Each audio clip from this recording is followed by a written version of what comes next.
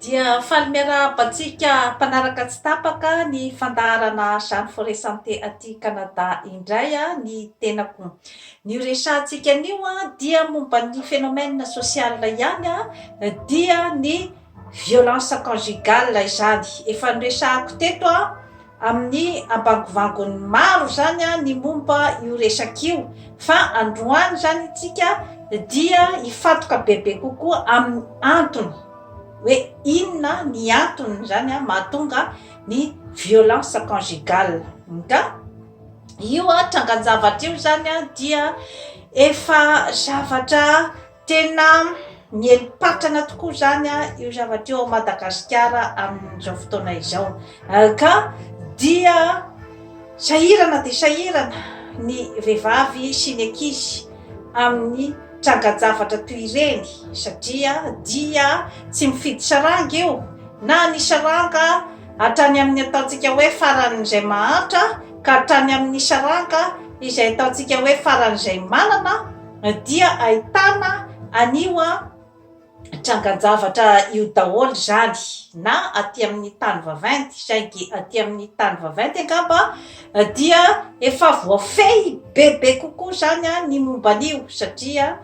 dia raha ohatra ka misy zany ny trangana violence conjugale aty amin'ny tany vaventy dia maro dia maro zany ny mifarimbona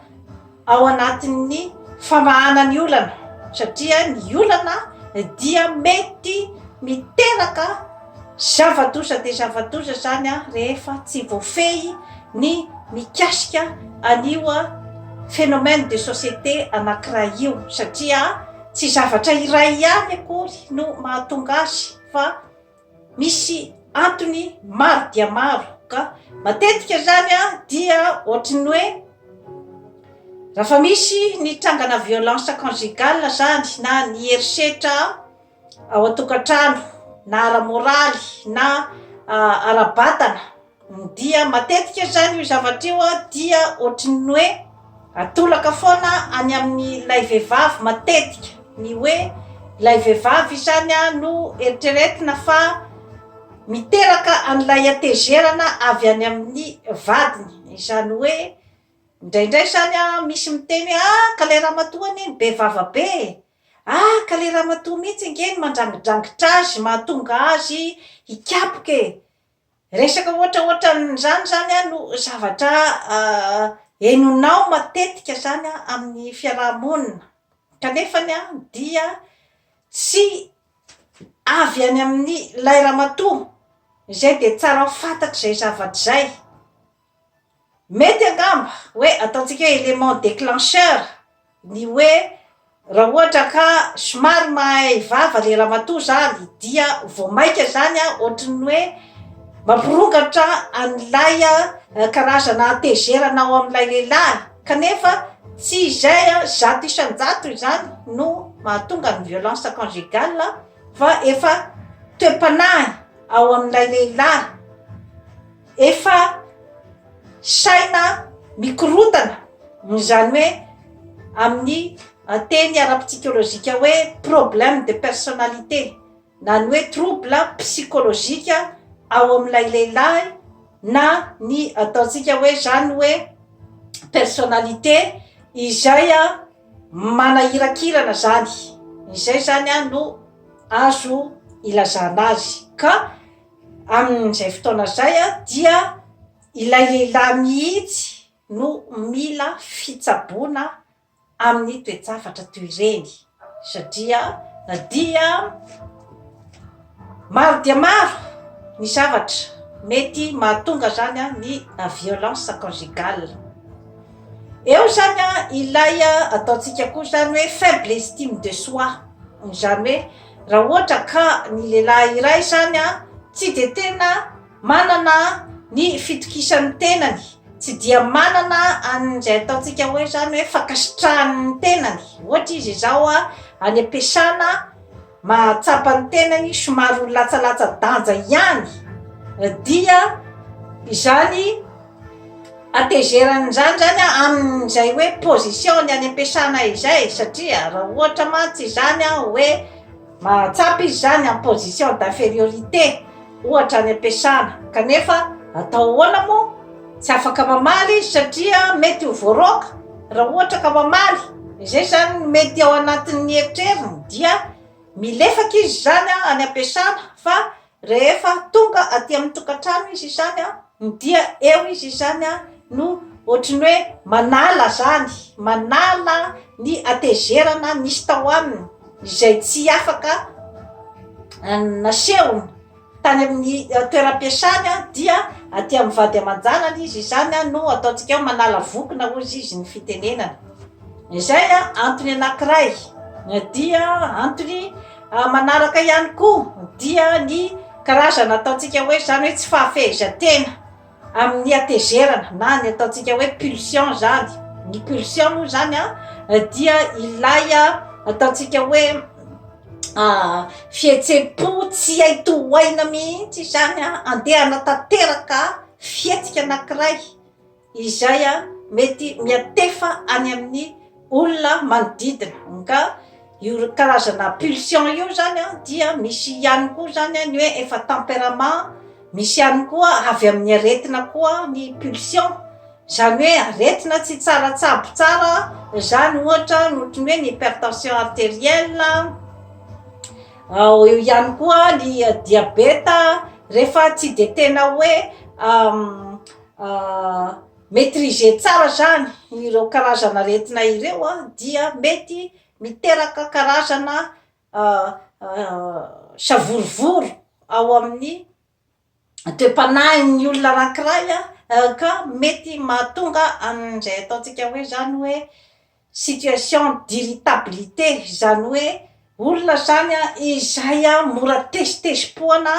izay mora miakatrakatra zany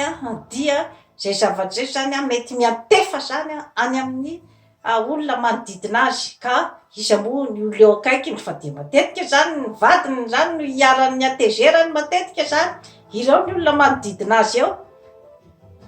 Eo ihany koa zany ny mety mahatonga ihany koa ny fahasarotam-piary koa zany dia eo ihany koa no mety koa mahatonga ny violence conjugale, ny hasarotam-piary be loatra. Efa nazavaiko teto ny ataontsika hoe jalousie maladiva, zany hoe olona iray zany izay tsy de mahatokony ny tenany loatra izy zany dia na zavatra tsy ahitany pirofo fa zavatra miodikodina ao anatin'ny sainy ao zany, ny hoe scénario izay hoe ny vadiny mety miaraka amin'olona hafa any ambadika any, raha vao mivoaka ny trano ny vadiny dia eritreretiny zany lay scénario hoe mety miaraka amin'olo-kafa ny vadiny io na tsisy pirofo io fa izy ihany zany no mandefa n'ilay eritreritra dia mety hiteraka atezerana goavana de goavana ao amin'ny olona iray dia miafara ihany koa any amin'ny violence conjugale koa zany zavatra zany. Eo ihany koa ny fidorohana zava-mahadomelina sy ny fisotroana toaka, zany rehetrarehetra zany koa dia mety ahatonga ny olona anankiray koa izay tsy ahafehy ny tenany amin'ny fihetsika izay atao satria ireny drogy, zava-mahadomelina sy ny toaka dia mety ihany koa zany hiteraka ny ataontsika hoe karazana excitation amin'ny cerveau zany, amin'ny atidohan'ny olona anankiray dia mahatonga azy zany tsy ahafehy ny fihetsika izay atao. Ka matetika moa zany rehefa misotro toaka ranga dia mikapoka, dia rehefa misinda ny toaka rapizy dia zay zany no karazana fialatsiny na excuse izay ataony amin'ny vadiny hoe azafady fa tena mamy be tamin'iny dia tsy tsaroko tsony ny zavatra nataoko, ka tandremo fa misy karazana hafetsena ao abadika izay zavatra zay, satria indraindray zany mety misy ny lehilahy sasany tsy sahy milaza ny ao am-pony amin'ny vadiny, tsy sahy milaza ny atezerana amin'ny vadiny rehefa tsy mandray zava-mahadomelina na mandray toka, dia indraindray mety hoe misy zavatra zany ady tiany atao amin'ny vadiny kanefa dia tsy sahy ny tenenina rehefa izy tsy mamy, dia rehefa te hiteny azy izy, rehefa te hiady amin'ny vadiny izy a dia mody mandray toka izy na mody mifoka zava-mahadomela dia ohatraohatran'izay foana zany a ny fomba firegleny zany a ny probleman'izy mivadika izany zavatra rehetrarehetra izany a dia mitondra any anatin'ny ataontsika hoe zany hoe fikorotanana ao amin'ny tokantrano iray satria raha ohatra ka miverimberina zany a ny toe-javatra ohatran'izay a dia ny fikasihan-tanana miverimberina ihany io koa tsy voatery ny fikasihan-tanana ihany fa eo ihany koa ny erisetra ara-bola ohatra hoe tsy fanomezana vola ny vady aman-janaka eo ihany koa ny hoe erisetra ihany koa ara-tsaina izany hoe mety tsy mikapoka ilay olona fa mety mamizabizana ara-tsaina zany hoe mandefa teny marary mandefa fihetsika manafitoina manambany ny fanompana ny fanaovana tsinotsinona zany zavatra rehetrarehetra izany dia ao anatin'ny erisetra ara-moraly daholo ary indrindra ao ihany koa ny ataontsika hoe ny indifférence ary io tena zava-doza de zava-doza ny indifférence zany a dia ilay hoe tsy miraraha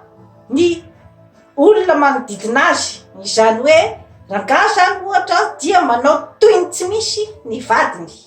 ka amin'izay fotoana izay a dia tena sarotra mihitsy ny famahana ny olana satria raha ohatra ka olona ataonao toy ny tsy misy izany a dia sahala amin'ny hoe mamono azy tsikelikely ake zany zavatra zany mamono amin'ilay olona tsikelikely zany zavatra toe-javatra rehetrarehetra tany saiko teo zay ka io zany a dia mbola ao anatin'ny fikarohan'ny manam-pahaizana zany a hatramin'izao a ny resaka violence conjugale hoe inona marina no tena hoe ao mibadikin'io zany satria ireo a karazana trangan-javatra rehetra izay nitantaraiko teo ireo zany a dia ao anatin'ny ataontsika daholo zany hoe antony izay a vokatry ny fikarohana hita natao tamina mpivady maromaro zany fa ao ihany koa zany a ilay ataontsika hoe zany hoe personnalité narcissika ny personnalité narcissika zany a de lay karazan'olona izay a mangatsika fo zany hoe olona tsy misy an'izany atao hoe fitiavana izany ao aminy fa ny fitiavany tenany izay zany a no zava-dehibe zany hoe ny karazana fifandraisana rehetra amin'ny manodidina azy zany a dia rehefa tena ataony kaonty a dia basé ao amin'ny tenany ihany amin'ny tombotsoany manokana ihany zany ny fifandraisany amin'ny olona rehetra izay manodidina azy izany hoe raha ohatra zany a ka misy zavatra zany a hoe omeny na ataony amin'ny manodidina azy a dia tsy maintsy zavatra andehany amin'ny tombotsoany izay zany a ny atao hoe personnalité narcissika zany hoe ireo karazan'olona ireo a dia karazan'olona zany a izay olona tena mijaly mihitsy zany izy a amin'ny fiainany satria rehefa ianao no hoe tsisy fitiavana zany a dia tadidio fa tsy misy mihitsy a ny zavatra izay ataontsika hoe ngaha hoe afaka hanasitrana olona iray izay tsy manam-pitiavana ao aminy ninona zavatra olazaintsika ka io a karazan'olona narcissika io zany a dia ireo koa zany a no matetika zany a no hita ao amin'io a karazana ataontsika hoe violence conjugale io satria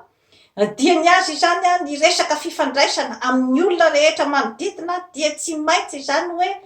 zavatra misy tombony iverina ny aminy zany ka raha ohatra ka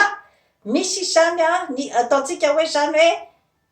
circonstance anankiray toe-javatra iray izay hoe nisy zavatra nandrasany zany tamina karazana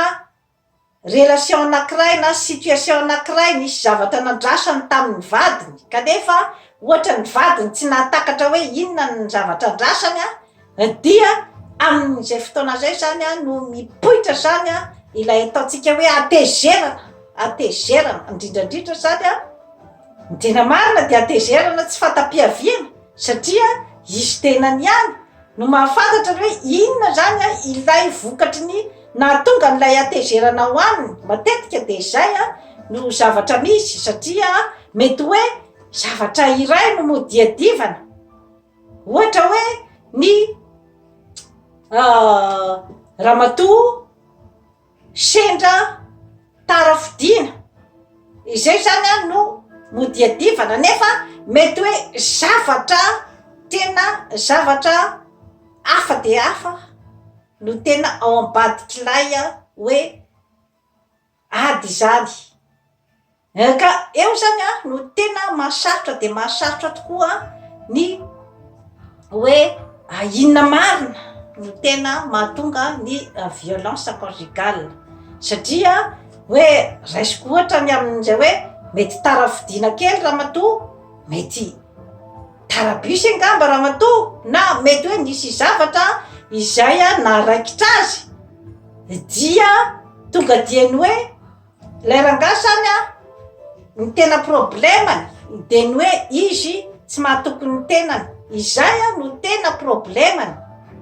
dia izay ohatrany hoe karazana fotsiny hoe élément déclencheur fotsiny izay hoe ramatoa somary tarafidina zay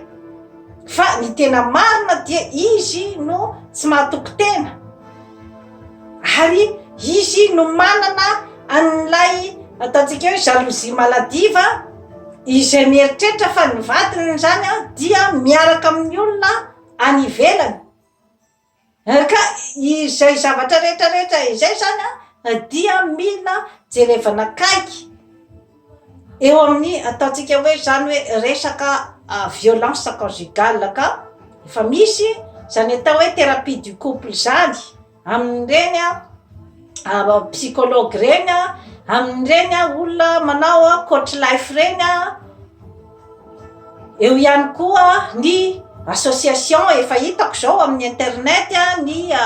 vadiny filoham-pirenenantsika dia ramatoa Mialy Rajoelina izay ambassadrice ny resaka fandaminana ny violence conjugale tsara de tsara ny fisin'ny association ohatran'izany ao Madagasikara satria dia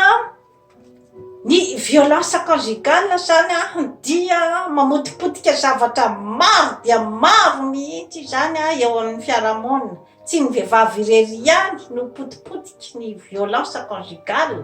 fa eo ihany koa ny ankizy eo ihany koa ny manodidina rehetrarehetra satria rehefa tsy metimety io vehivavy io rehefa mahatsapa ny tenany ho voahitsaka sy mahatsapa ny tenany ho voapepo ny vehivavy dia zava-doza no ateraka izany zavatra rehetrarehetra izany satria ny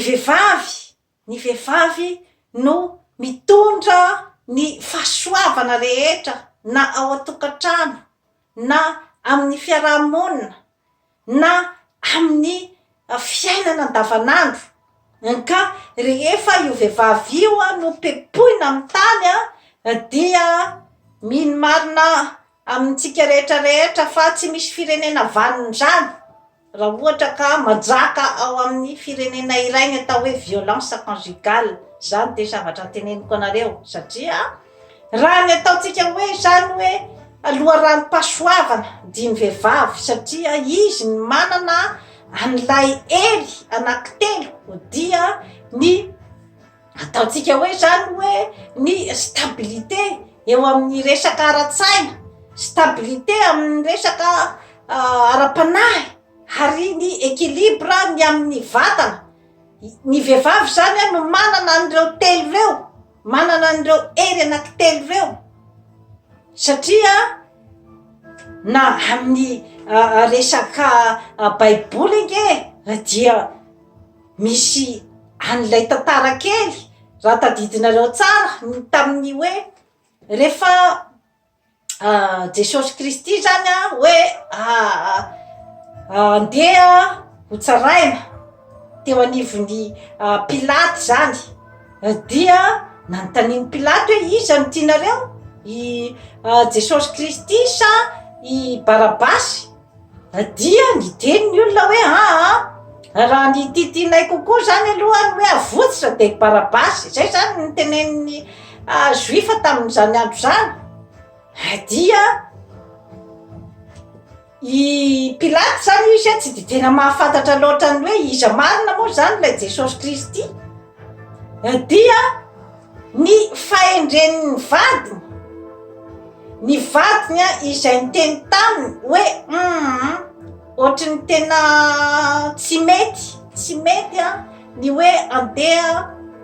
anamelohana ny olo io satria nanofy ozy izy ny vadiny Pilaty hoe olo marina io olo io ka ananatsika tsiny ozy izy ny andeha anameloka ny olo marina io dia fahendrena ke zany zavatra zany fahendrena ny andeha iteny andresy lahatra ny vadinao amin'ny zavatra ohatran'izany kanefa i Pilaty dia olona tena hoe zany hoe atao hoe ao anatin'ny pouvoir ka izy koa mba te hitana ny plasiny koa amin'ny sarambabem-bahoaka satria izy efa nanaiky dia hoe ahoana zany za ty lehilahy lehibe mpitondra eto amin'ny firenena kanefa efa nanaiky zavatra iray ho an'ny vahoaka kanefa ahoana ndray ty zany teneniko anazy ndray hoe avadiko ndray zany ny resaka dia ozy izy zany Pilaty hoe izy zany tsy milaza ny heviny izy zany tsy te hiteny eo mason'ny vahoaka entiny fa ohatrany hoe entim-bady zany izay zany raha ohatra ka andeha hivadika ndray zany hiteny raha matony eny teneny zao fa de aleony zany nanasa tanana ozy izy hoe de zay anaovanareo azy ihany zany fa dia manasa tanana aho zany amin'ny ran'io lehilahy marina io dia nentin'ny Juifa nandeha any amin'izay tondrany azy any amin'izay zany i Jesosy Kristy rehefa avy eo dia fantatritsika ihany hoe inona ny hafarany fa dia nifatsihan'ny Juifa tamin'ny azo fijaliana ka eo zany tiako tenenina amin'ny hoe influence ny vehivavy izany hoe ny fahendrena misy ao amin'ny vehivavy izay afaka zany izy nataontsika hoe nandresy lahatra lehilahy lehibe nge zany Pilaty zany tamin'izany andro zany ka raha ohatra io vehivavy io nopepoina raha ohatra zao Pilaty tsy niain'ny vadiny fa hoe inona koa zany tsisy aloko amin'izany zavatra teneninao zany fa ny plasiko ny fantatro dia hoe Pilaty zany de izingiziny eo mason'ny vahoaka fa de de fa tsio zany ianareo fa izy zany nanasa tanana satria izy koa zany amin'ny maha olombelona azy dia sady tsy te anariny sezany izy no tsy te aloto eo anatrehany ataontsika hoe zany hoe resaka problème de moralité goavana be ny zavatra mitranga tamin'izany fotoana zany ny décision zay tsy maintsy niraisiny nga ohatra fotsiny zany ilazako amintsika rehetra ny zany hoe ataontsika hoe zany hoe fahasarobidiny zany hoe vehivavy zany satria rehefa pepoina ny vehivavy dia tsy afaka tena zany mampiseho an'izay ataontsika hoe potentiel nanany zay ao anatin'ny fiarahamonina satria ny vehivavy foana no mandanjalanja ny vehivavy foana no mitarika ny fandripahalemana na ao atokantrano na manodidina izy foana no ataontsika hoe zany mahatonga ny karazana zany hoe filaminana sy ny fitoniana matetika zany ka eo zany matsy no antony itenenako amintsika ny hoe zava-dehibe de zava-dehibe zany ny fifanajany mpivady satria miainga ao daholo ny zavatra rehetrarehetra miainga ao amin'ny tokantrano ny fampandrosoana ka miodikodina ao amin'io erisetra atao amin'io vehivavy io zany ny fandrosoana sy ny tsy fandrosoana satria dia raha ohatra ianao lehilahy manana an'izay ataontsika fahazarana ny amin'izay hoe manao tsindry azo lena amin'ny vehivavy izay dia ataoko ihany fa akanosana zany zavatra zany akanosana satria hoe olona tsy mitovy hery aminao ny lehilahy tena matanjaka dia ny lehilahy samy lehilahy mitovy any izy mifanandrina fa tsy aty amin'ny olona izay ataontsika hoe tsy mitovy hery aminy zava-dehibe ny fahafantarana zavatra ohatraohatran'izany na eo amin'ny resaka hoe samy vehivavy misy ihany koa nge ny vehivavy no toa mandrisika an'io violence conjugale io ihany koa amin'ny endriny maro samihafa koa rehefa tena atao koa ny konty satria dia misy zany ny hoe tsy makasitraka ny vehivavy izay ataontsika hoe zany hoe rehefa mba manavitra ny tenany amin'ilay toe-javatra dia misy ihany koa ny vehivavy izay manameloka n'izany fihetsika zany satria eo ihany koa ilay ataontsika hoe zany hoe tsy firaisan-kina eo amin'ny samy vehivavy ary ny hoe fiadina amin'izany violence conjugale zany dia ny fitsinjovanao ihany koa ny zanakao satria mampikorotana ny sainy izany hoe korotana misy eo amin'ny ray aman-dreniny zany ka raha vehivavy mijoro izany dia tsy tokony izany hanaiky an'io violence conjugale io fa tokony hitady foana zany ny vahaolana izay ampilamina ny tokantrano ka maro dia maro ny vahaolana azo entina amin'ny zavatra toy ireny eo ihany koa ny fanatonana ihany koa ny mpanelanelana ny olokendry izay misy ao amin'ny fianakaviana eo ihany koa ny olokendry ny mpitondra fivavahana izay avo ara-panahy afaka ny andeha nelanelana ka manodidina an'izay zavatra rehetrarehetra izay dia ny hoe ny fikojanao ny fitiavana ao aminao dia zava-dehibe satria ny fitiavana dia mahavita mirakla mahavita zavatra betsaka mihitsy ery afaka hoentina anao zavatra betsaka angovo entina hanatanteraka zavatra maro dia maro ary goavana dia goavana amin'ny fiainana ny fitiavana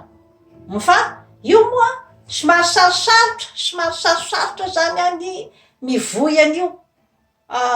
fitiavan'io sarosarotra zany ny manao ny promotion ny atao hoe fitiavana sy ny fifankatiavana fa raha ohatra ka hanao ny promotion ny hoe tsy fitiavana drakotony tsy fitiavana drabe dia iny dia malakilaky mihitsy ny fahazahoan'olona amin'iny fa raha hoe andeha amin'ny positif dia somary malaindaina ihany satria tsy mora ihany koa ny fitaizan-tena ny fitaizana ny toe-tsaina ary ny fitaizana ny fanahy andeha ny amin'izany hoe fitoni-tsaina zany zavatra travail goavana izay ataon'ny olona anankiray ao amin'ny tenany zany ka mora dia mora ny andeha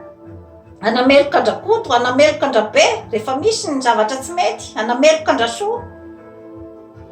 fa sarotra dia sarotra ny anao karazana zany hoe travail personnel ahitanao an'izany fitoni-tsaina sy ny hoe filaminana amin'ny fiarahamoniny zany travail goavana dia goavana amataonany mihitsy no ahatongavanao amin'izany kanefa dia rehefa manana ny finiavana ianao dia tonga amin'izany tanjon'izany misy ihany koa ny metody izay ampiasain'ny olona any Hawaii izay efa niresahako teto ny Ho'oponopono. Ny Ho'oponopono zany miazy dia io karazana terapia amin'ny alalan'ny fihavanana izany hoe ny azy zany efa fomban-drazana mihitsy zany io atao hoe fihavanana io zany ka tsy misy maharatsy zany zavatra rehetrarehetra izany ary ny azy dia ampihavanana zany izay miady na ny mpivady io zany ny azy dia ampihavanana amin'ny alalan'io ataontsika hoe thérapie amin'ny oponopono io ka ny azy ny filôzofia mitondra azy dia zavatra efatra dia ny teny izay mitondra ny hoe ny lohateny hoe je t'aime dia je suis désolé fahatelo pardon merci zay zavatra zay zany dia phrase ambolena ao amin'ny olona tsirairay avy satria raisiko tsirairay zany hoe inona ny dikan'izay ny je t'aime zany rehefa ataonao foana ao anatin'ny atodohanao ao zay hoe fitiavan'izay dia mijanona ao anatin'ny atodohanao zay dia mandeha amin'iny foana zany mandeha amin'iny foana zany ny fomba fisainanao ka dia misy ataontsika hoe karazany hoe conséquence amin'ny olona manodidina anao rehefa izay no ataonao anatin'ny lohanao ao je suis désolé ozy izy izany hoe rehefa misy ny zavatra tsy mety amin'ny fiarahamonina dia mahatsapy anao zany miaiky anao zany fa hoe tsy mety ny zavatra mitranga satria raha ohatra mantsy ianao tsy manana n'izay toe-tsaina izay ny hoe mahita fa tsy mety mampalahelo mitranga-javatra ohatran'izao ianao zany tsy teny mihitsy hoe désolé raha ohatra ka hoe misy trangan-javatra tsy mety tsy fahombiazan'ny olona anankiray dia tokony miaiky ianao fa hoe mampalahelo zany zavatra zany satria ilay ataontsika hoe karazana tsy firarahina ny zavatra manodidina zay miseho dia izay ake no miteraka ny ataontsika hoe karazana violence miteraka karazana ataontsika hoe zany hoe fovato ho sisy ny fitenenana ny pardon zany dia ny hoe fahaisana mamela heloka indrindrandrindra ny famelanao heloka ny tenanao koa zany dia zava-dehibe rehefa hoe misy ny zavatra adisona nataonao dia ianao mamela heloka ny tenanao ary amin'ny fomba hoana ny amelanao heloka ny olona manodidina anao raha ohatra ianao tsy afaka mamela heloka ny tenanao zany zavatra rehetrarehetra izany dia ao anatin'ny hoe fitaizanao ny te-panahinao sy ny toe-tsainao dia ny merci zay zany ireo phrase efatra reo zany ny azy efa fomban-drazana mihitsy zany ny hoe tokony mba miteny an'io zany amin'ny androm-piainanao ray manontolo satria merci ifankasitrahana rehefa tsy mahay mankasitraka ianao fa raisinao daholo ny zavatra rehetrarehetra izay avy any amin'ny olona fa tsy mba misy merci tsisy fankasitrahana dia zay lay hoe tsy misy mihitsy ny zany ny hoe fahafantaranao zany hoe valeur ny zavatra omenanao fa de ohatrany hoe dia izaho tokony